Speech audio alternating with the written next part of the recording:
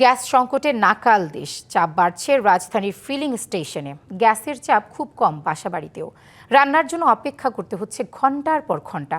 গ্যাসের এই সংকটে আয়ে টান পড়েছে পরিবহন চালক থেকে শুরু করে কলকারখানার শ্রমিকদের। বেশিরভাগ পাম্পেই গ্যাসের চাপ নেই। লম্বা লাইনে দাঁড়িয়ে ঘন্টার পর ঘন্টা অপেক্ষা করতে হচ্ছে চালকদের। গ্যাস সংকটে চরম দুর্ভোগ বাসাবাড়িতেও। কখনো জ্বলছে চুলা, কখনো বা বন্ধ থাকছে। নিরবচ্ছিন্ন গ্যাস সরবরাহ না থাকায় শিল্প কারখানায় উৎপাদন ব্যাহত হচ্ছে। জ্বালানি ও খনিজ সম্পদ বিভাগ জানিয়েছে, তরলীকৃত প্রাকৃতিক গ্যাস এলএনজি সরবরাহের বন্ধ টার্মিনালটি পুরোপুরি চালু করতে 2 সপ্তাহের মতো লাগতে পারে। গত কয়েকদিন ধরে গ্যাস সংকটে নানা সমস্যার সম্মুখীন হচ্ছেন রাজধানীবাসী। চাপ বাড়ছে ফিলিং স্টেশনে, গ্যাসের চাপ খুব কম বাসাবাড়িতে। রান্নার জন্য অপেক্ষা করতে হচ্ছে ঘন্টার পর ঘন্টা। এ বিষয়ে জানাতে ধানমন্ডি থেকে সরাসরি যুক্ত হচ্ছেন হাসিব পান্থ। নগদ নিয়ে এলো হার না মানা হার অফার।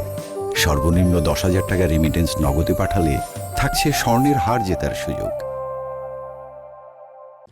হাসিব, এ বিষয়ে জানাতে ধানমন্ডি থেকে তো আপনি যুক্ত হচ্ছেন। আজ কি অবস্থা পাম্পগুলোর, কেমন দেখছেন ভোগান্তি?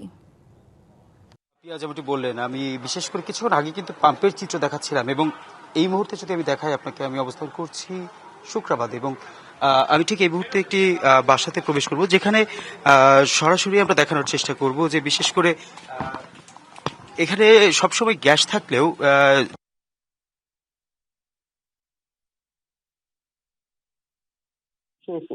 চুলাগুলো এবং আমি একটু কথা বলবো। কতদিন ধরে আপনারা গ্যাসের এই সমস্যা ভুগছেন? কতদিন ধরে আপনারা গ্যাসের এই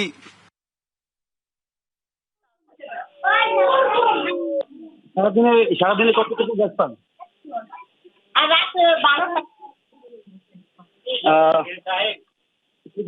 আর রাত 12টা-1টার দিকে গ্যাস আইয়ে তখন।